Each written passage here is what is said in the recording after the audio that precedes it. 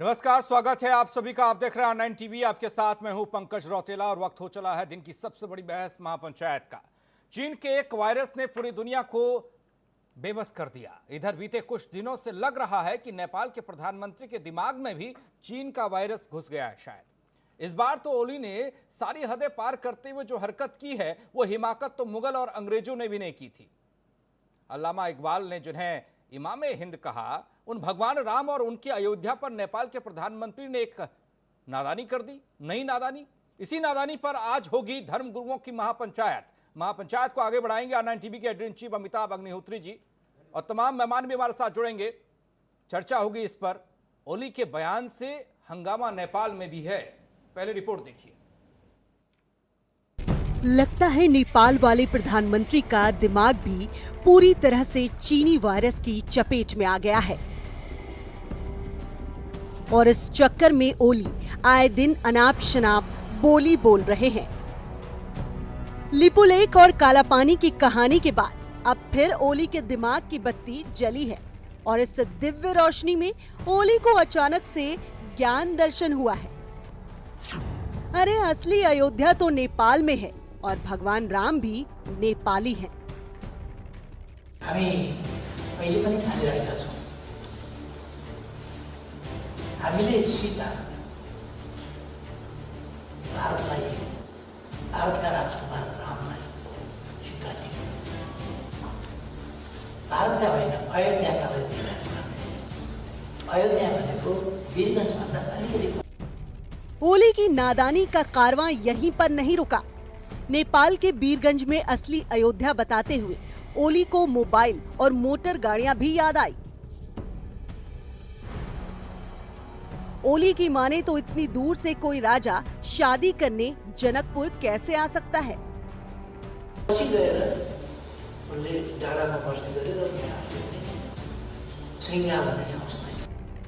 अब ओली की अल्प बुद्धि में ये नहीं आया कि जब भगवान राम विंध्याचल पर्वत पार करके रामेश्वरम तक जा सकते हैं, नेपाल से कई गुना दूर लंका तक जा सकते हैं, तो जनकपुर क्यों नहीं जा सकते? वैसे भी अयोध्या से नेपाल जाना कठिन कहाँ है। नेपाल के प्रधानमंत्री जी का जो बयान है, एक राम भक्त के नाते मैं उसकी भर्त्सना करता हूँ, निंदा करता हूँ। इस प्रकार का नेपाल के प्रधानमंत्री ओली जी का बयान आया है, उससे हर राम भक्त और हमारे सभी पूज्य संत इससे बहुत नाराज हैं। सतयुग से लेकर अब तक क्या सरयू और अयोध्या के अतीत को किसी सबूत की जरूरत है? तमाम ग्रंथ, वेद, पुराण भी राम की अयोध्या के पुख्ता प्रमाण हैं। बावजूद इसके ओली की हरकतों ने हर किसी को हैरान कर रखा है। नेपाल प्रधानमंत्री जी के द्वारा दिया गया वक्तव्य हमारे आराध्य, हमारे प्रभु, हमारे भगवान श्री राम के प्रति दुर्भाग्यपूर्ण है। मैं इसकी घोर निंदा करता हूं और मैं चैलेंज करता हूं कि माओवादी नेता ओली ने जो बयान दिया है, इसके गंभीर परिणाम उनको भुगतने होंगे। इसको न इतिहास का ज्ञान है और न ही धर्म शास्त्र का ज्ञान है। नेपाल और भारतीय संस्कृति को उन्होंने अपमानित किया है, उसका उन्हें अविलंब दंड दिया जाए, अन्यथा वो क्षमा मांगे दोनों देश से।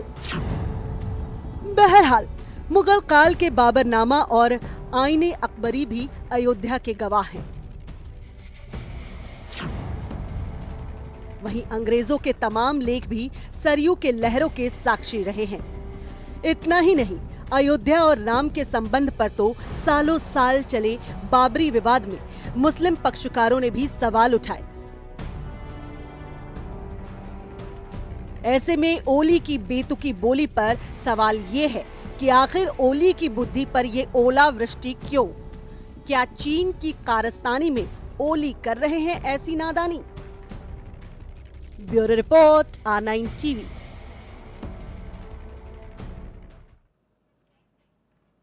तो ओली को क्या शायद ये मालूम नहीं है कि ग्रंथ हो, वेद हो, पुराण हो, इसमें साफ तौर पर कहा गया कि राम की अयोध्या है, पुख्ता प्रमाण है, अयोध्या राम की है और ये अयोध्या भारत में है, हिंदुस्तान में है। इसी पर आज बात होगी। हमारे साथ मेहमान जुड़ चुके हैं, उनसे आपका परिचय करा दूं।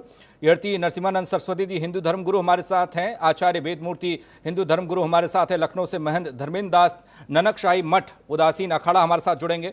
अयोध्या से महंत परमहंस दास तपस्वी छावनी हमारे साथ। प्रयागराज से राधेश्याम गिरी पंचायती महानिर्वाणी अखाड़ा हमारे साथ, और हरिद्वार से बाबा हठयोगी प्रवक्ता अखिल भारतीय संत समिति थोड़ी देर में हमारे साथ जुड़ेंगे। आप सभी का स्वागत है। चर्चा की शुरुआत अमिताभ जी आपसे हम करने जा रहे हैं। ये ओली की नादानी है या फिर इसके पीछे कुछ और? आज ओली को ये याद आ रहा है कि भारत के अयोध्या असली अयोध्या नहीं है, असली अयोध्या तो नेपाल में है। देखिए, ये महापंचायत आज हो गई धर्म संसद। जी बिल्कुल। जहाँ इतने लब्ध प्रतिष्ठ धर्माचार्य उपस्थित हों तो फिर वो सभा धर्म संसद ही हो जाती है। मैं सबको प्रणाम करके कुछ बातें रखूंगा बुनियादी। मेरे ख्याल से 5 बिंदु ऐसे हैं जो ये बताते हैं कि नेपाल के प्रधानमंत्री ने धृष्टता की है। एक, भारत की जिस न्याय व्यवस्था को पूरी दुनिया में मान सम्मान हासिल है, छोड़िए साधु क्या कह रहे, अमिताभ अग्निहोत्री क्या कह रहे, छोड़ दीजिए, उस सर्वोच्च न्यायालय ने 100 वर्षों तक चले मुकदमे पर अंतिम निर्णय दिया कि अभी से कुछ समय पहले तक रामलला जहां विराजमान थे वही स्थान जन्म स्थान है। अभी उनको शिफ्ट किया गया एक दूसरे मंदिर को बनाकर, अस्थाई मंदिर बनाकर, क्योंकि वहां भव्य मंदिर बनना है। एक तो ये। दूसरा, राम को लेकर जितनी भी कथाएं हैं विश्व भर में, सब में भगवान राम के साथ सरयू अवश्य है। क्या नेपाल में सरयू है? या ओली ऐसी कोई कथा दिखा दे विश्व के किसी भूभाग में जहां राम हो और सरयू ना हो? नहीं। कृष्ण हो और ब्रज ना हो, वो कथा फर्जी है, फिर नहीं चलेगी।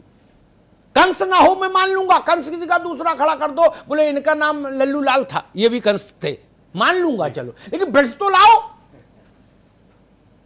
ब्रज के बिना नहीं चलेगा। गौए ना हो जिस इलाके में, वहां कोई कृष्ण पैदा हुए, कैसे मान लेगा कोई? तीसरी महत्वपूर्ण बात,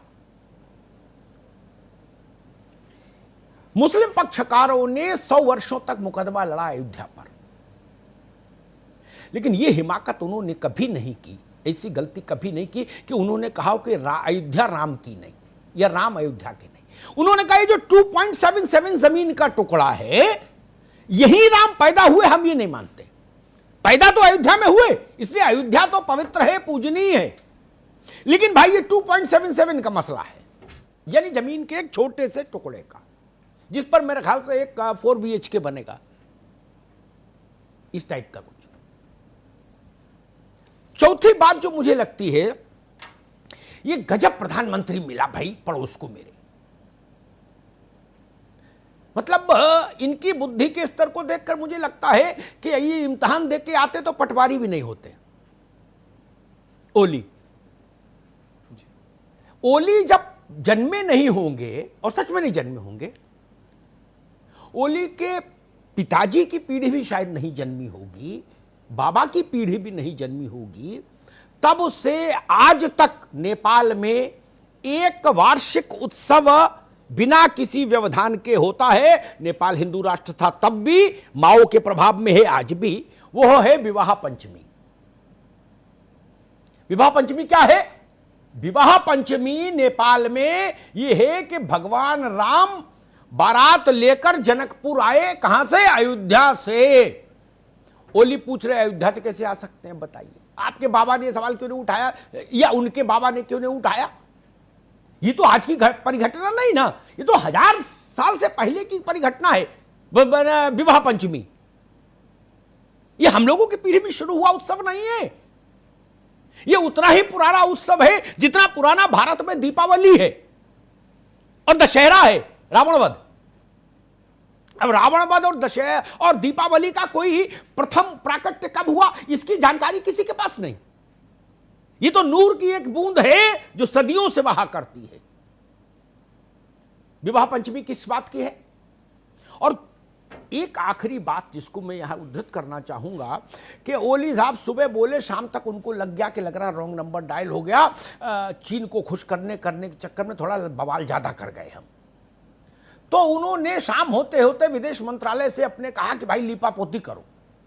विदेश मंत्रालय ने विज्ञप्ति जारी की कि अयोध्या महान है, अयोध्या पवित्र है, उसकी महानता को कोई कम नहीं कर सकता, और ऐसा है और जी वैसा है, और हम तो बड़ा भारत और हम एक हैं, दिस है दैट है। उन्होंने गोलमाल जलेबी बनाई। बोले ने ओली जी का कहना यह था कि और शोध हो रामायण पर, भगवान पर, लेकिन बात बनेगी नहीं। तीर से निकला, कमान से निकला तीर और मुख से निकली वाणी वापस नहीं आती। और एक आखिरी बात कह के मैं संतों के पास चलूंगा।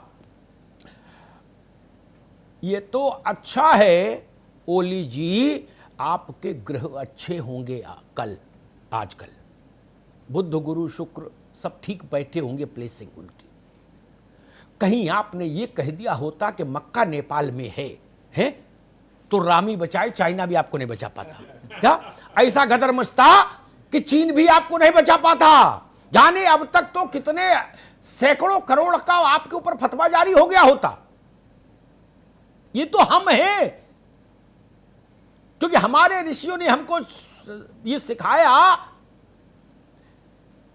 कि अगर सामने वाला मूर्ख है तो उसके साथ शास्त्रार्थ में मत उलझो, आगे बढ़ो। इसीलिए हमने गंगा को पवित्र माना, किसी तालाब को नहीं। तालाब स्थिर है। सनातन धर्म ने उन्हीं चीजों को अपना प्रतीक माना जो लगातार गतिमान है। इसीलिए हमने कहा धर्म चक्र प्रवर्तनाय, चक्र गति। संसद में, ये लोकसभा में, जहां पर लोकसभा अध्यक्ष बैठते हैं, उस आसन के ऊपर लिखा हुआ है धर्म चक्र प्रवर्तनाय। हमने सुप्रीम कोर्ट के लिए एक सूत्र वाक्य दिया, यतस् धर्मो ततस् जयो, जहां धर्म वहां जय। हम उस संस्कृति के लोग हैं। लेकिन फिर भी आज का दिन बनता है कि ओली के बयान की मजम्मत हो, ओली की मजम्मत हो, ताकि कोई दूसरा ओली फिर पैदा ना हो। ये तो हो गए, चलो ठीक है, दूसरा कोई ऐसी गुस्ताखी नहीं करे जिसका कोई आधार नहीं। मुगलों ने लिखा, अंग्रेजों ने गजेटियर्स में लिखा, वो तो किताब है मौजूद भाई। और अयोध्या से नेपाल, गजब प्रधानमंत्री भाई। इधर चले आओ लखनऊ, लखनऊ से लखीमपुर, और लखीमपुर से नेपाल, पांव पांव पांव, ठीक। उधर चले जाओ, इधर नहीं जाओ, इधर चले आओ, अयोध्या से गोंडा होते हुए पहुंच जाओ नेपाल। क्या संकट है नेपाल में? अरे पीढ़ियां आती, नेपाल की मां चीनी लेने बिहार में आती, फिर नेपाल चली जाती चीनी लेके। नेपाली चाचा तेल लेके आते हैं, डीजल भरवा के चले जाते हैं। नमक हमारे यहां से लेके जाते कि नहीं? और हम लोग अब नहीं, पहले वहां से पॉलिस्टर, घड़ी, टॉर्च ये लाते थे कि नहीं? ट्रांजिस्टर साइकिल पे ले आते थे। गजब आदमी है। कह रहे हो जी वहां कैसे आ सकते हैं? नेपाल, अयोध्या से नेपाल पहुंचना दोनों रास्तों से जितना दूरी है उससे 3 गुने से ज्यादा दूरी तय करके भगवान रामेश्वरम पहुंचे, और रामेश्वरम में समुद्र लंघन करके, जिसका गवाह राम सेतु है, आज भी भगवान श्री राम ने लंका पर आक्रमण किया। यह भी नहीं पता ओली को। इसलिए मुझे लगता है कि हिंदू धर्म के प्रतीक स्थानों को इतने सस्ते में लेने की गलती कोई दोबारा न करे। कम से कम आज इस धर्म संसद में हम लोग यह स्थापित जरूर कर दें। मैं सबसे पहले आऊंगा महंत परमहंस दास के पास। महंत जी, इसके पीछे मूर्खता है, धृष्टता है, अज्ञानता है, या सोची समझी साजिश?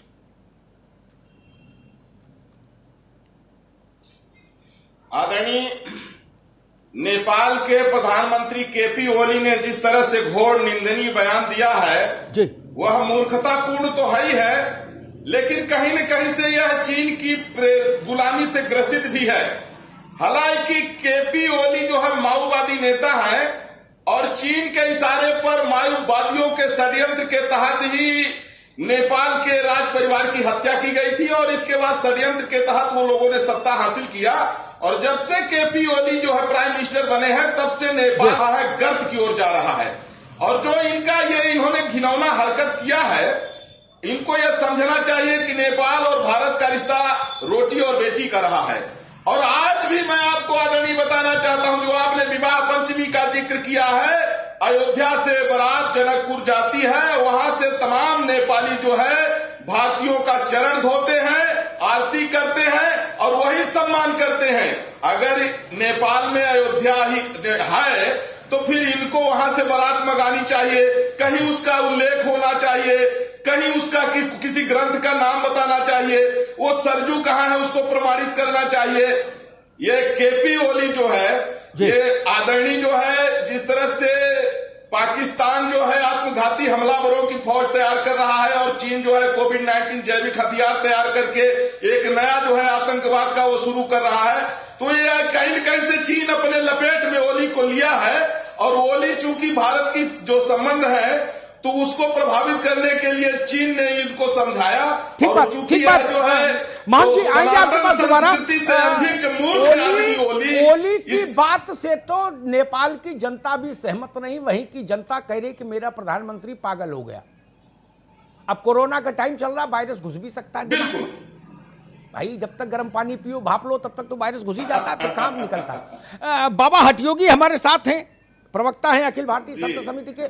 महाराज, जो बात कभी मुगलों ने नहीं कही, जो बात बाबरी मस्जिद एक्शन कमेटी के मेंबरान ने कभी कोर्ट की लड़ाई में 100 साल नहीं कही, जो बात बौद्धों ने नहीं कही, उनके 4 तीर्थंकर वहां जन्मे, किसी ने नहीं कहा कि अयोध्या और राम अविभाज्य है। सबने कहा अयोध्या, जो अयोध्या सो राम, जो राम सो अयोध्या।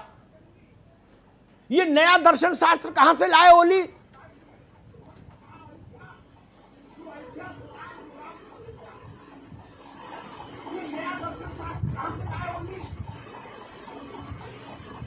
हेलो जी जी हेलो जी आवाज जी आ रही है। देखिए, हाँ आ रही। मैं अग्निहोत्री जी, वो कहते हैं ना कि विनाश काले विपरीत बुद्धि। जब किसी का अंत आता है ना तो उसको इसी तरह की बुद्धि आ जाती है। और ये जो ओली जी जिस तरह की भाषा बोल रहे हैं, वो अपने आका के चक्कर में बोल रहे हैं, चीन को खुश करने के लिए बोल रहे हैं। वो इस बात को नहीं समझ रहे हैं कि आज तक सतयुग से लगाकर कलयुग तक, और जब तक भगवान रामचंद्र जी वहां अयोध्या में पैदा हुए तब तक अनेक ग्रंथ लिख लीजिए। वाल्मीकि रामायण तो प्रमाणिक ग्रंथ है, द्वादश तुलसीदास जी के ग्रंथों में कहीं नहीं आया। तो ये जो ओली जो राग अलाप रहे हैं, उसके पीछे हम लोगों की जो धर्माचार्य लोग हैं, उन लोगों की कहीं न कहीं कमी है। क्योंकि जैसा कि आपने बोला था कि अगर वो मक्का को कहीं नेपाल में बोल देते तो ओली जी का पता भी नहीं चलता। ऐसे शख्स को शिक्षा देने के लिए हम लोगों को इस तरह की ब्रिगेड बनानी पड़ेगी कि हिंदू धर्म के विषय में जो भी आए अनर्गल प्रलाप कर देता है। कभी देवी देवताओं के फोटो किसी चीज पर चिपका देता है, कभी किसी का विवादित बयान दे देता है। आज तक कभी इस तरह की बातों को हमें कहीं हिम्मत नहीं हुई। अगर हम संत समाज, मैं आम जनता की बात नहीं कर रहा हूँ। आपके पास दोबारा महाराज अभी रोकूंगा, एक बार सब संतों को बहस में ले आऊं। मैं यति नरसिम्हानंद के पास साथ चलूंगा। महाराज जी, एक बात बताइए, मैं किसी धर्म पर कोई आक्षेप नहीं करना चाहता, लेकिन ईसाइयत के बाद जो सबसे बड़ा धर्म है विश्व में, जिसका विस्तार सबसे ज्यादा देशों में है जी, उस धर्म के ऐसे मान बिंदु पर अगर ओली ने ऐसा आए बाएं साएं कुछ कह दिया होता जी, तो ओली की जान बचाने के लिए संयुक्त राष्ट्र संघ को सेना लगानी पड़ती कि नहीं? बिल्कुल लगानी पड़ती, इसमें कोई क्या हम एक बात समझना चाह रहे हैं जी, किसी पर आक्रमण नहीं किया जाए, अच्छी बात है, सुंदर बात है।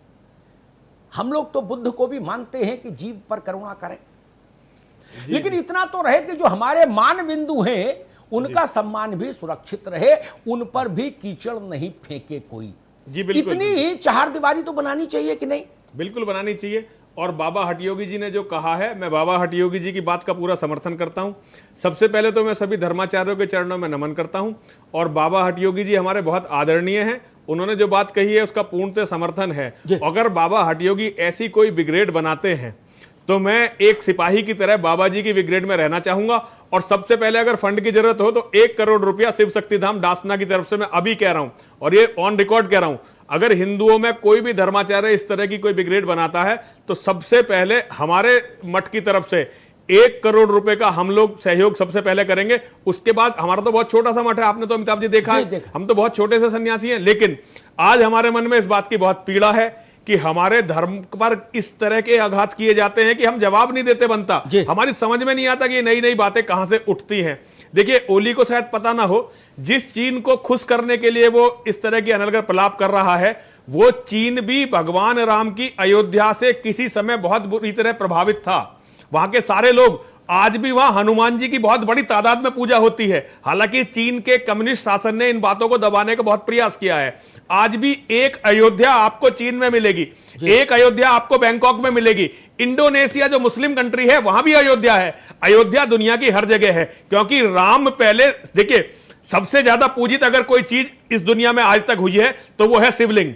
दुनिया के हर कोने में जहां भी खुदाई होती है वहां शिवलिंग मिलता है। आप चाहे अमेरिका में हो चाहे रूस में हो, दुनिया के हर कोने में आज शिवलिंग मिलते हैं। उसका कारण है कि शिव पहले सर्वाधिक पूजित देवता थे। शिव के बाद यदि कोई देवता सबसे ज्यादा पूजित हुआ। आज ये इतने सारे धर्म फैल गए हैं, लेकिन फिर भी आज तक यदि किसी मनुष्य रूप में जन्म लेने वाले की सबसे ज्यादा पूजा हुई है तो वो मर्यादा पुरुषोत्तम भगवान श्री राम है। दुनिया में ऐसा कोई देश नहीं है। और जो बात आपने कही थी, किसी भी देश में लोगों ने अपने यहां छोटे छोटे कुंड बनाए, उनका नाम सरयू रखा जी, क्योंकि सरयू और अयोध्या को अलग नहीं किया जा सकता।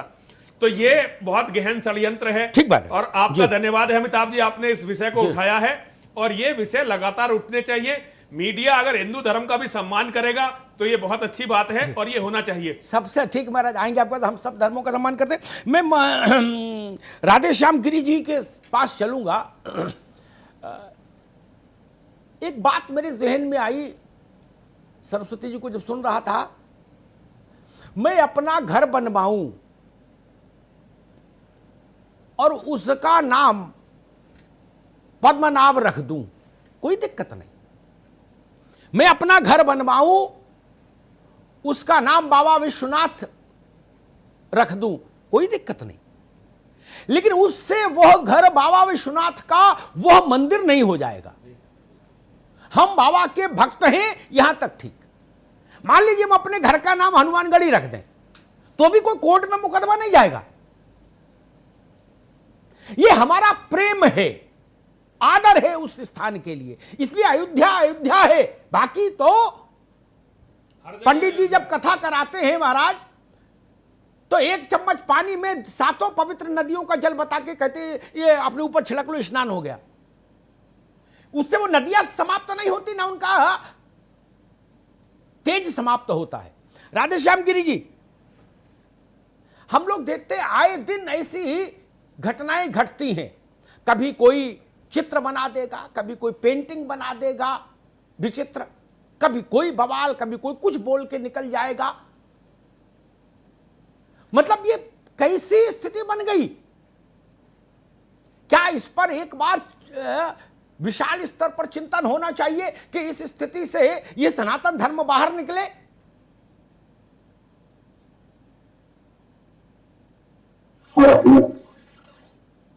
जी जी राधेश्याम जी। हाँ जी जी जी। देखिए, पहले तो करना सभी धर्मगुरुओं का प्रणाम स्वीकार, और अगर सत्य पूछा जाए तो सत्य को साक्ष्य की जरूरत नहीं होती है। भारत में ऐसी कोई संकट नहीं है जिसका समाधान न होवे। भारत में इतना भंडार भरा है हर चीज का कि हर चीज जगह प्रमाण मिल जाएंगे। इनको इतना पता नहीं, जब राम जन्मभूमि की खुदाई हुई कितने अवशेष मिलते हैं वहां, कितना प्रमाण है हमारे पास सारी चीजों का। वो पहली बात तो भी जो मैंने बोली है कि सत्य को साक्ष्य की आवश्यकता नहीं होती है। तो ये चीन सिर्फ का नाम करके रिमोट से मतलब है चलवा रहे हैं और ये चल रहे हैं ओली साहब जी। जी महाराज जी, महंत धर्मेंद्र दास जी हमारे साथ हैं। महंत जी, एक बड़ा प्रश्न खड़ा होता है। आज से ठीक 2 साल पहले भारत के प्रधानमंत्री नरेंद्र मोदी जी नेपाल में थे। वो अवसर था जनकपुर से अयोध्या बस यात्रा का शुभारंभ। उस मंच पर ओली भी थे जी। प्रधानमंत्री ने पूरे विस्तार से बताया कि कैसे अयोध्या में जन्मा एक राजकुमार मर्यादा पुरुषोत्तम हो गया। उसने कैसे पूरे विश्व को, मानवता को एक दृष्टि दी। कैसे जनकपुर के साथ हमारा रिश्ता है, विवाह माता जानकी का विवाह भगवान राम के साथ हुआ। वो सारा वृत्तांत उन्होंने बताया था। ओली तब ताली बजा रहे थे। उनको तभी मोदी जी की उपस्थिति में कहना चाहिए था कि नहीं नहीं, राम का गांव तो हमारे पड़ोस में है। तब बोलना चाहिए था ना, और कहना चाहिए था अयोध्या से बस क्यों जाएगी, हमारे गांव से ही बस जाएगी जहां हम बता रहे हैं। नहीं,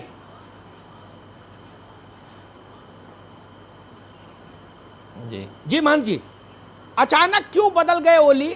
देखिए अमिताभ जी, पहले तो सभी धर्माचार्यों को देखिए, ये सबसे बड़ी बात है कि जो अभी अचानक नहीं हुआ है। जब से राम जन्म भूमि का ये मुद्दा माननीय हमारे सर्वोच्च न्यायालय ने निर्णय दिया, तो ये एक विषय उपज हुआ कि अयोध्या को ही क्यों ना विवादित कर दिया जाए। ये राक्षसी सोच का एक परिचायक है। और रही बात जहाँ तक अभी हमारे नेपाल की है, वहाँ के समस्त जनता, आप समझिए पूरी जनता की मैं बात करता हूँ, अयोध्या को यही मानती, यही मानेगी और सदैव यही मानना ही चाहिए। और ये जो राक्षसी सोच के हमारे किसी देश का प्रधानमंत्री, मैं बिल्कुल नीचे स्तर की बात नहीं करूंगा, मूर्खता नहीं होती है, लेकिन एक चीन के साथ हमारे संबंध, पाकिस्तान के संबंध, और जब से हम लोगों ने राम जन्मभूमि का विजय प्राप्त किया है, तब से एक वहां पे यूनिट बनाई गई है। या चाइना के साथ हमारे संबंधों में जो खटास आई है, कहिए शब्दों में, तब से वहां एक यूनिट बनाई गई। वो जो पत्र लिख देती है माननीय ओली साहब, उसको पढ़ते हैं और एंटी इंडिया या हिंदुस्तान के खिलाफ उस बयान को पढ़ करके एक माहौल बनाया जाता है, ताकि हिंदुस्तान में भी कुछ बैठे हुए ऐसे जासूसों को ताकत मिलती है कि हमारा पड़ोसी नेपाल, जिसके साथ हमारे संबंध मधुर रहे हैं, वहां भी हम उनको ठीक से नहीं निभा पा रहे। यानी हमारे विदेश नीति पर एक प्रश्न उठाया जाए। बड़ी बात है अमिताभ जी कि ये जो प्रकरण है, आप देखिए चाइना, और पिछले 2-3-4 महीनों से इनकी भाषा अचानक क्यों बदल गई। इतने यात्रा हुए प्रधानमंत्री जी के, बस यात्रा हुई हमारे योगी जी के अयोध्या में, सारे प्रकरण ठीक चल रहे थे। हमारे वहां के साधु संत, तमामों महात्मा बिल्कुल इनसे औचित्य नहीं रखते। अंदर की बात यही है कि नई यूनिट वहां डिजाइन हुई है, कोई ऐसी विंग बनाई गई है कि एंटी इंडिया वो काम करे, और वो सारे लगभग लोग भी वही समझ रहे हैं। मैं आचार्य वेदमूर्ति के पास आऊंगा। वेदमूर्ति जी, एक बात शायद कम लोगों को पता होगी, लेकिन उसका भी उद्घाटन हो जाए। ओली आज नहीं सन के, ये कई बार रॉन्ग नंबर डायल, गलत नंबर डायल कर चुके हैं। एक बार ओली ने कहा कि भगवान बुद्ध का अवतरण, सन्यास का जीवन और महापरिनिर्वाण सब कुछ नेपाल में हुआ। बताइए, दुनिया में तमाम देश बौद्ध हैं, सबने इनकी थू की। बोले भाई ये तो निपट मूर्ख है, किसी बात कर रहा है क्या? बोध गया कैसे भूल जाएंगे? जिस पक्ष के नीचे बुद्ध को बोधत्व प्राप्त हुआ, बुद्ध नाम नहीं ना, बुद्ध तो है जिसको बोधत्व प्राप्त हो जाए वो बुद्ध। लेकिन इस बार इन्होंने थोड़ी हिमाकत और बड़ी कर दी। इनको लगा चलो वो करके देख चुके, ये भी टेस्ट करके देख लो, तो अयोध्या में सवाल खड़ा कर दिया। क्या लगता है आपको? देखिए, ये हिमाकत जो ओली जी ने किया है, ये बहुत ही सुनियोजित षड्यंत्र है जी। सबसे पहले तो ये बड़ा ही महामूर्ख हैं, जिसको कहा गया ज्ञाने नहीं ना पशु भी समाना। आप ये बार बार ऐसी गलती करते जा रहे हैं। अभी देखिए जो इनके गॉडफादर हैं चाइना, अभी हमारे सारे देश के लोगों ने चाइना का बाइकाट किया सभी चीज़ों सामान का। उसी को भटकाने के लिए हमारे देश के लोगों का जो चाइना के प्रति अगेंस्ट जा रहे थे, उनके सारी चीज़ों का बहिष्कार कर रहे थे, उसका कमर तोड़ रहे थे आर्थिक, उसी चीज़ को भटकाने के लिए चाइना ने इनको प्रेरित किया कि ऐसा कोई सामने मुद्दा ले आओ जिससे लोगों का ये चाइना के प्रति जो अगेंस्ट जा रहे हैं उससे भटक जाए। आपने एक सुंदर बात कही और मूल प्रमाण भी दे दिया। हमारे यहाँ कहा गया सरयू के तीर अयोध्या नगरी स्वामी दशरथ गृह अवतारायण, यानी सबसे पहले भगवान का अवतरण का जब कथा आती है तो सबसे पहले सरयू तीर आती है, क्योंकि कहा गया स्थान प्रधानम न बल प्रधानम, बल की प्रधानता नहीं होती है, स्थान की प्रधानता होती है। और हमारे यहाँ जो मूल स्थान है अयोध्या, मथुरा, माया, काशी, कांची, अवंतिका, पूरी द्वारावतिश्चैवा सप्तैता मोक्षदायिका, मूल प्रमाण हमारे यहाँ आज से नहीं, ये सनातन 1 अरब 84 करोड़ 24 लाख 83,417 वर्ष पूर्ण है। ठीक, बहुत अच्छी बात आपने बताई आचार्य जी। एक ब्रेक लेना है, पंकज जी बार बार आदेश कर रहे हैं भाई ब्रेक लीजिए।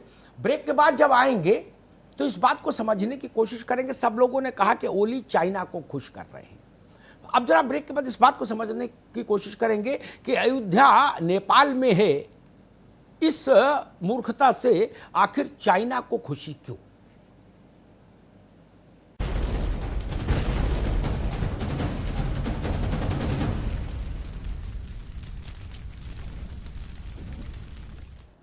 नेपाली प्रधानमंत्री ओली का कहना कि भारत की अयोध्या नकली, हमारी असली। ओली की मजाल इतनी हो गई कि राम के जन्म स्थान पर सवाल कर दिया। इसको लेकर आज महापंचायत में धर्म संसद। अमिताभ जी के पास सीधे चल रहा है। Amitabh ji please. Narsinghanand ji, China को इससे क्या लाभ? ओली ने जो प्रलाप किया उससे चाइना को क्या लाभ? देखिए, चाइना भारत में गृह युद्ध करवाना चाहता है, ये बिल्कुल स्पष्ट है, और चाइना बहुत दिनों से इसका प्रयास भी कर रहा है। अभी हमारे यहाँ जो अयोध्या का इतना बड़ा फैसला आया है और अयोध्या के एक बहुत बड़ा बवाल शांत हुआ है और मुस्लिम समाज ने भी जिस तरह से स्वीकार कर लिया, तो मुस्लिम समाज को भड़काने का ये एक षड्यंत्र है जो भारत को तोड़ने का एक बहुत गहन वो है। और इसमें सबसे बड़ा दोषी अगर कोई है तो हमारी हिंदुओं की अपनी कमजोरी दोषी है।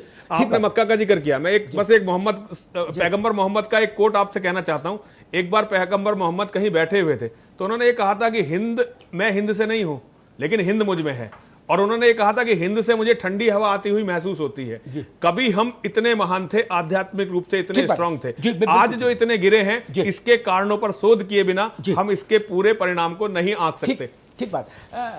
परमहंस दास जी, आपको भी ऐसा लगता है कि चाइना नेपाल के जरिए ये कोशिश कर रहा है ऐसी बातें कहकर कि भारत में सामाजिक असंतुलन पैदा हो, सामाजिक अशांति पैदा हो? बिल्कुल। देखिए, ऐसा है कि चीन की अर्थव्यवस्था भारत से किसी समय बहुत पीछे थी और इसके बाद चाइना ने अपना व्यापार भारत में फैला करके और भारत के पैसे से वो धीरे धीरे अपनी अर्थव्यवस्था मजबूत करके और भारत को आंख दिखाना शुरू किया। और जब भारत को आंख दिखाना शुरू किया और इसके बाद जो है जब उसको जो है मुंहतोड़ जवाब मिलना शुरू हुआ और उसका यहाँ आर्थिक रूप से बहिष्कार शुरू हो गया, तो इसके बाद चीन ने जो है तो एक नई चाल चला कि वो पाकिस्तान ओली को अपने चंगुल में लिया और सोचा ध्यान भटकाने के लिए कि भारत और नेपाल आपस में जो है उलझ जाए और उसका फिर कहीं न कहीं से काम बनना शुरू हो जाए। लेकिन नेपाल तो एक मुट्ठी भर का देश है और आज भी नेपाल की जो जनता है वो सनातन धर्म को मानती है और नेपाल की जनता ओली ने जो ये भूल किया है, ये बिल्कुल मेरा चैलेंज भी है कि नेपाल की जनता दोबारा किसी भी माओवादी को सत्ता पर नहीं बैठाएगी और ओली को 1 महीने के अंदर नेपाल की जनता ही सत्ता से नीचे उतार देगी, चाहे ओली कितना भी गिड़गिड़ाए और क्षमा मांग ले। लेकिन चाइना कहीं न कहीं से बौखलाया हुआ है। ठीक है मान जी, भारत ने उसका आर्थिक बहिष्कार। ठीक है मान जी। बाबा हठयोगी के पास चलूंगा। हठयोगी जी, क्या भारत में दो बड़े धर्मों के बीच में फिर से तनाव पैदा करने की कोशिश है ओली का यह बयान?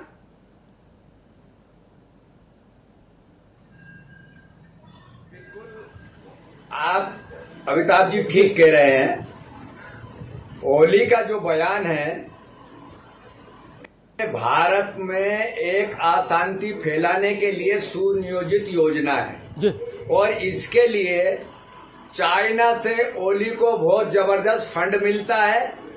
चाइना इसकी मदद करता है और चाइना के साथ साथ जो कम्युनिस्ट लोग भारत में है उनकी भाषा भी इतने तनाव के समय में आपने देखी होगी कि क्या था उनका रुख क्या था।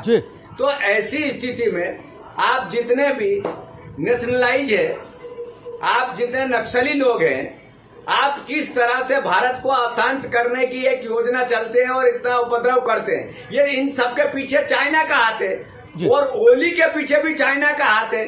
क्योंकि ओली तो यूं समझिए कि एक ब्राह्मण होते हुए भी वो कहते ना उत्तम कुल पुलस्कर नाती शिव वीरंज पूजेगा भांति, रावण उत्तम कुल में था लेकिन राक्षस खिलवाया।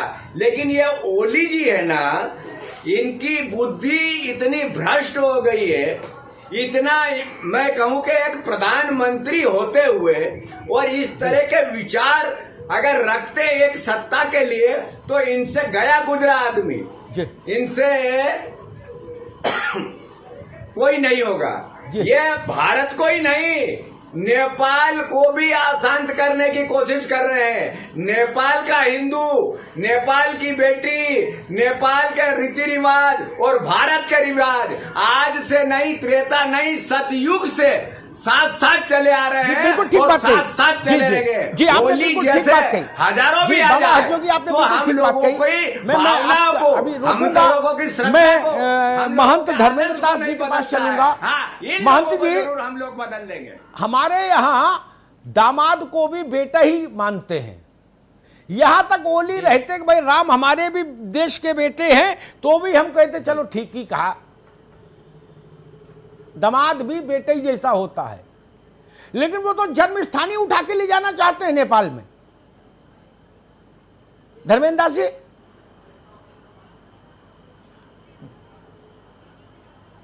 जी, मैं इसके पीछे आप देखिए एक बहुत बड़ी सोची समझी साजिश है। पहले तो इस व्यक्ति ने जो नक्शे पे विवाद किया हिंदुस्तान के साथ, उसमें इसकी कुर्सी का हालत जो है जाने ही वाली है। वहाँ की जनमानस जनता, वहाँ के कई हमारे पदेन जितने भी सांसद आदि हैं या वहाँ की एक संत सत्ता भी बहुत पुरजोर से विरोध कर रही है, क्योंकि हमारा संबंध किसी से छुपा नहीं और न मिटने वाला है। दूसरी बात जहाँ तक है, इसका दिमाग जो है इकोनॉमिक, आप जो देखिए आर्थिक उस पर भी चल रहा है कि इस पर्सन को, इस जगह को विवादित करो, यहाँ पे हमें ये सपोर्ट मिलेगा और कुछ ना कुछ इसको आर्थिक लाभ की बात है। तीसरे मुद्दे की बात है कि इसका जो ध्यान है, इसकी जो कुर्सी हटकने वाली है या हटने वाली है, जाने वाली है, उससे हट करके एक नए विवाद में उलझा दिया जाए, ताकि जनमानस और मीडिया और वहाँ के देश के सुरक्षा आदि का लेकर के कि इनके ऊपर, इनके पास इनकी बात का, देखिए इसको बहुत ज़्यादा तूल इसलिए भी नहीं दिया जाना चाहिए कि इसकी मूर्खतापूर्ण बात का किसी भी शास्त्र, किसी भी ग्रंथ, कहीं पे कोई प्रमाण नहीं है। विश्व पटल पे जो हमारे जितने भी पर्यटक स्थल या जितने भी हमारे दर्शनार्थी आध्यात्मिक, उससे आप कितने युगों के ग्रंथ आप पलटिए, कहीं भी ऐसा कोई लेख नहीं है। क्योंकि हम वहाँ जाते हैं, राम जी अयोध्या से जाते हैं, हर साल बारात होती है, दामाद की सेवा होती है, जनमानस के रगों रगों में वहाँ कई ऐसी जगह प्रमाण है। आप शास्त्रों में यदि राम जी के जन्म से लंका तक की यात्रा देखें, आप जनकपुर जाने का मार्ग देखें, वो निश्चित है, इस पे कोई विवाद कहाँ है। केवल इसकी जो बुद्धि की आपके पास दोबारा अभी विराम देना होगा। मैं आचार्य वेदमूर्ति के पास चलूंगा। वेदमूर्ति जी, इस ढंग की बातें धार्मिक लोग करें, इतिहासकार करें, तब भी चलो समझ आती है कि भाई ठीक है, उनकी अपनी सोच है, मुंडे मुंडे मतिर भिन्ना, भारत ने कहा, उसमें हमने कभी आपत्ति नहीं की। लेकिन शायद ही पहली बार इतिहास में मैं ऐसा देख रहा हूं, कोई दूसरा उदाहरण मुझे नहीं दिखता, जब किसी देश का एग्जीक्यूटिव हेड यानी कार्यकारी प्रमुख प्रधानमंत्री ऐसी बात बोले। ये विषय तो प्रधानमंत्रियों के कभी रहे नहीं ना, सर्वोच्च पद पर आसीन रहने वाला नहीं। हम कह रहे हैं पद छोटा है बड़ा है, मुल्क छोटा है बड़ा है, उसको छोड़ो। मूल बात यह है कि प्रधानमंत्री इस बात पर कहां और क्यों बोले कि भगवान राम का जन्म स्थान कहां है? ये उसका विशेषज्ञता का क्षेत्र ही नहीं ना। ये एकदम जो षड्यंत्र है चीन के द्वारा, उसी की भाषा ये बोल रहा है। वही गोली खिलाया इसने, और वो भी चाइनीज गोली है जो इसने खाया है। वो चीन भी इसका सदैव साथ नहीं देने वाला, भारत ही सदैव उसका साथ देने वाला। आज देखिए कितना आदर सूचक शब्दों से बुलाया जाता है नेपाली भाइयों को। क्या कहा जाता है हमारे देश में? बहादुर। चाहे कितना कमजोर हो, कितना पतला हो, लेकिन उसको नाम बहादुर दिया जाता है। तो हम लोग इतना आदर सत्कार सम्मान, ये नहीं, नेपाल और भारत एक बूट का दाल है जी। भारत का ही अंग था नेपाल। आज ना नेपाल बना है, कितना साल पहले वो इतिहास पढ़ ले, इंडोनेशिया तक, ईरान, इराक तक भारत का राज्य था, लेकिन आज घटते घटते सिर्फ भारत तक सीमित हो गया। ये उसकी मूर्खतापूर्ण सोच है, और अपने आप को चाइनीज का जो मसीहा बनने के लिए और कुछ धनोपार्जन के लिए हमारे सबसे बड़े आराध्य भगवान श्री राम पर उसने कटाक्ष किया। इसमें हमारे सभी हिंदू धर्मावलंबी एक होकर के, और ये जो उन्होंने मंत्र पढ़ लिया है अहिंसा परमो धर्मा, उसके साथ धर्म अहिंसा तथैव च जोड़ लो। जिस तरह उसे एक ने कार्टून बनाया था और क्या हासिल किया था, वही हासिल करने की जरूरत है आज हिंदुओं को भी। ठीक है महाराज, ठीक है। मैं राधेश्याम गिरी जी के पास चलूंगा, महानिर्वाणी अखाड़ा। राधेश्याम जी, डॉक्टर कथा कहने लगे, कथा कहने वाले साधु संत इलाज करने लगे, इलाज करने वाले पुल बनाने लगे, तो मामला गड़बड़ समझ लो।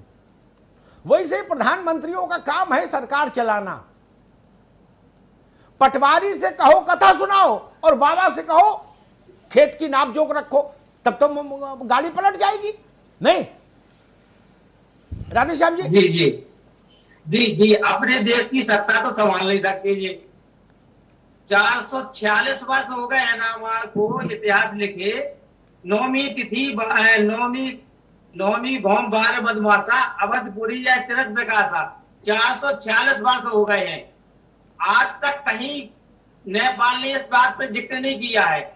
आज ये सिर्फ है और सिर्फ रिमोट कंट्रोल बना हुआ है, चीन उकसा रहा है, और ये उनकी नेपाल की जनता को ये भटका रहे हैं, कहीं इनका ध्यान इसमें भटक जाए और हमारी कुर्सी बच जाए। सिर्फ अपनी कुर्सी बचाने के लिए ये षड्यंत्र रचा जा रहा है कि जनता का ध्यान इसमें भटके और हम अपना का नाम करके काम इसमें निकल जाए। जी, एक सवाल खड़ा होता है महंत परमहंस दास जी कि भारत को अधिकृत रूप से एक राष्ट्र के रूप में नेपाल के प्रधानमंत्री से ये कहना चाहिए कि आप अपनी इस अवांछित टिप्पणी को वापस लीजिए और क्षमा और खेद व्यक्त करिए। क्या भारत सरकार को नहीं कहना चाहिए? है आदरणीय की मेरा मानना यह है आदरणीय कि भारत को कुछ दिन मौन रहने की आवश्यकता है। अभी थोड़ा वक्त का इंतजार ये किया जाए कि जो वहां की जनता है, नेपाल की जो जनता है, वो ओली को क्या जवाब दे रही है इस टिप्पणी पर, इसका हम लोगों को प्रतीक्षा करना चाहिए। और मेरा मानना यह है कि मर्यादा पुरुषोत्तम भगवान श्री राम के प्रति श्रद्धा रखने वाले जो नेपाली सनातन धर्म को मानने वाले हैं, ओली को मुंहतोड़ जवाब देने में सक्षम है। और 1 महीना के अंदर ओली जो है नेपाल की जनता से भी क्षमा मांगेंगे और भारत की जनता से भी क्षमा मांगेंगे। ठीक है, मैं एक छोटी सी टिप्पणी नरसिम्हानंद सरस्वती जी से लूंगा जी, क्योंकि समय ज्यादा हो रहा है। सरस्वती जी, जी वही सवाल जो मैं परमहंस जी से पूछ रहा था, क्या भारत सरकार को सार्वजनिक तौर पर यह कहना चाहिए कि नेपाल के प्रधानमंत्री ने मर्यादा का उल्लंघन किया है? देखिए, इसके लिए उनको क्षमा मांगनी चाहिए। अगर भारत राष्ट्र की आस्था राम में है, अयोध्या में है, सरयू नदी में है, तो ये जरूर करना चाहिए। हमें ये नहीं इंतजार करना चाहिए कि दूसरों की प्रतिक्रिया क्या है। हम राम भक्त हैं, हम भगवान राम के वंशज हैं। हमें भगवान राम के इस अपमान पर, और देखिए ये बहुत बड़ा षड्यंत्र है हिंदुस्तान में गृह युद्ध को लड़ाने का, तो हमें तुरंत इस पर प्रतिक्रिया करनी चाहिए। जीवित राष्ट्र कभी भी अपने राष्ट्र प्रतीकों का अपमान सहन नहीं करते, और भगवान राम से बड़ा राष्ट्र प्रतीक इस भारत का कोई नहीं हो सकता। ये हम सबको मानना पड़ेगा। चलिए ठीक है, संपादकीय टिप्पणी के लिए अमिताभ जी के पास हम चल रहे हैं। अमिताभ जी प्लीज।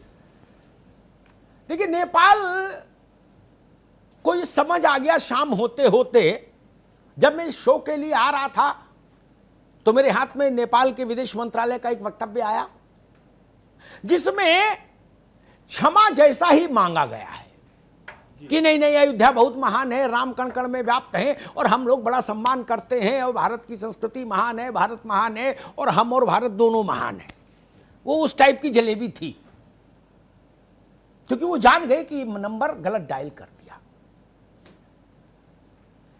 लेकिन हमने, जब से मैं पत्रकारिता में आया, 3-3.5 दशक की अवधि बीती है, मैंने न जाने कितनी बार, जब अखबार का चलन था तो अखबारों में लिखा, टीवी आ गई तो टीवी में कहीं बोला, ऐसे अवसर मेरे सामने आए।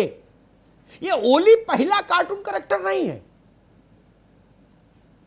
हमने ऐसे ऐसे दृश्य देखे, अंतः वस्त्रों पर हिंदू देवताओं की, देवियों की फोटो छाप दी। और एक बात मैं कहूंगा, क्षमा शोभती उस भुजंग को जिसके पास गरल हो। नरसिंह राव जी प्रधानमंत्री थे, दिल्ली में एक जगह है विट्ठल भाई मावलंकर हॉल, INS बिल्डिंग के ठीक सामने, वहां प्रदर्शनी लगती रहती हैं। कॉन्स्टिट्यूशन क्लब भी वही है। भारत सरकार के मानव संसाधन विभाग, अर्जुन सिंह जी उस वक्त मंत्री थे, उन्होंने 60 लाख रुपया दिया एक सहमत नाम की संस्था को, जिस संस्था ने प्रदर्शनी लगाई। मैं प्रदर्शनी देखने गया, उसमें चित्र वो थे कि सीता जी का फला से चक्कर था और फला का फला से चक्कर था। वो प्रदर्शनी कैसे लगी? भारत सरकार के आर्थिक सौजन्य से। कोई किसी देश में ऐसा हो सकता है क्या? और हो जाए तो क्षम्य है क्या? नहीं, क्षम्य नहीं। राजस्थान में एक दृश्य मैंने देखा, तभी मैंने कड़ी आपत्ति की थी। और ये मैं सब धर्मों के लिए करूंगा, मेरी दृष्टि सीमित नहीं हो सकती, किसी भी धर्म के साथ ये नहीं होना चाहिए। वहां एक कलाकार था, बड़ा विचित्र कलाकार भाई। फिर बाद में वहां बड़ी हिंसा हुई, पुलिस आई, तब मामला निपटा, उसको जेल भेजा। उसने ये जो टॉयलेट में लगने वाले कमोड, इन पर तस्वीरें बना दी। आप समझ रहे ना? मैं कहता हूं, ऐसे सारे घृणित प्रयोग आप इधर ही क्यों करते हो महाराज? कभी अपना हौसला आजमाओ और दूसरों पर भी हाथ साफ करो, तो आपको पता लग जाए। यह रास्ता ठीक नहीं, किसी भी धर्म के साथ नहीं होना चाहिए। चिनगारी का खेल बुरा होता है, वाजपेयी जी कहा करते थे, चिनगारी का खेल बुरा होता है। धर्म को अपनी सहज गति से बहने दीजिए। भावनाओं के साथ छेड़छाड़ करने की कोशिश मत करिए। भावनाओं के साथ जब छेड़छाड़ होती है तो सरकारें फिर असहाय हो जाती है। ऐसी ऐसी परिस्थिति मैंने विश्व इतिहास में बनते हुए देखी है। और एक ऐसी ही परिस्थिति अयोध्या में बनी थी कि नहीं बनी थी 1992 में दिसंबर में। 3.5 लाख आदमी था, परमहंस दास तो वहीं के। और बाद में जिन्होंने बहुत श्रेय लिया, वो लोग भी उस वक्त हाथ पैर जोड़ रहे थे कि भैया कुछ करना नहीं, मामला गड़बड़ हो जाएगा। बिल्कुल जोड़ रहे थे, हम तो वहां थे। लेकिन आंध्रा से, तमिलनाडु से, केरल से, बंगाल से, बिहार से आया लाख नौजवान, उसने सुनी न इनकी न उनकी, और जो हुआ वो इतिहास का हिस्सा है। इसलिए मैं कह रहा हूं, ये धृष्टता तो रुकनी चाहिए। मसला केवल ओली तक नहीं, और ओली जैसे 1000 बोले प्रधानमंत्री, तब भी भगवान राम की जन्मस्थली नहीं बदल सकती। योगेश्वर कृष्ण की जन्मस्थली नहीं बदल सकती। आप उस जन्मस्थली पर बना मंदिर तोड़ सकते हैं, लेकिन भारत के मन पर जो मंदिर बना है वो टूट नहीं सकता। अगर शिव पुराण में महादेव ने कहा कि यूं तो मेरा वास पूरे जगत में है, लेकिन काशी साक्षात मेरी देह है, कितनी बड़ी बात कही कि काशी साक्षात मेरी देह है, शिव पुराण में कहते हैं महादेव। मंदिर तो बाबा विश्वनाथ का 6 बार टूटा और 6 बार बना। क्या बाबा विश्वनाथ की आस्था पर आस्था कम हो गई? नहीं। ऐसे ओली जैसे यहां भी लोग आए आक्रमणकारी, ओली बोली जैसे, जो आया तो मंदिर गिरा गया। क्या हुआ? आज भी भारत वहां जाता है तो भोलेनाथ के सामने आंख से आंसू निकलने लगते हैं। हम नहीं ढूंढते कि कृष्ण की वो जगह एग्जैक्ट कहां है। हम तो ब्रज में उतरते हैं तो जूता गाड़ी में छोड़ देते हैं। ये भारत वो है, हमारे लिए पूरी अयोध्या धाम है। कैसे बदल जाएंगी? और फिर मैं कहूं मसला केवल ओली का नहीं। एक चीज सोचिए, एक चीज कह के बात समाप्त कर दूंगा, इस पर संत समाज चिंतन करे, दिशा दे समाज को। काशी, मथुरा और अयोध्या, सुन लीजिए, काशी, मथुरा और अयोध्या ये ना तो भारत के सामरिक केंद्र थे, कभी नहीं रहे इतिहास में, ना ये व्यापारिक केंद्र थे। क्या यहां तब भी काम नहीं था आदमी को, आज भी नहीं मिला? क्या न त्रेता में, न द्वापर में, न सतयुग में, न कलयुग में, ये भी जान लो। ज्यादातर आदमी खेती करके ही अपना किसी तरीके से 2 जून की रोटी खाया और मंदिर में भजन गाया। फिर जो भी आया इस देश में शासन करने, उसने इन गैर सामरिक और गैर व्यापारिक महत्व के 3 स्थान सबसे पहले क्यों चुने आक्रमण के लिए? विश्व भर में हम देखते हैं कि विदेशी सत्ता आक्रमणकारियों ने वही प्रहार पहले किया जो सामरिक केंद्र है या व्यापारिक केंद्र है। या तो इसकी रक्षा नीति ध्वस्त करो या इसकी अर्थनीति ध्वस्त करो। वहां अयोध्या से, काशी से, मथुरा से न रक्षा नीति भारत की कभी चली, न अर्थनीति कभी चली। वहां की तो पूरी अर्थव्यवस्था ही प्रसाद पर केंद्रित है। बाबा को प्रसाद चलेगा, फल फूल चलेगा तो रोटी खाएगा आदमी। ये अयोध्या है, ये ब्रज है जी। इस पर चिंतन करिएगा।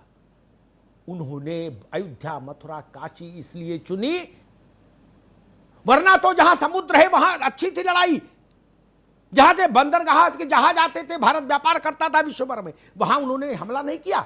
उन्हें पहली फुर्सत में यहां इसलिए किया, एक बात कह के जाता हूं, क्योंकि वो जानते थे कि युद्ध जो सामरिक महत्व के केंद्र है या आर्थिक महत्व के केंद्र है, उन पर हमला करेंगे तो वो हमला 50 साल 100 साल याद रहेगा, फिर वो भूल जाएंगे लोग। जूनागढ़ पे किसने हमला किया, किसको याद है बताइए? नहीं ना।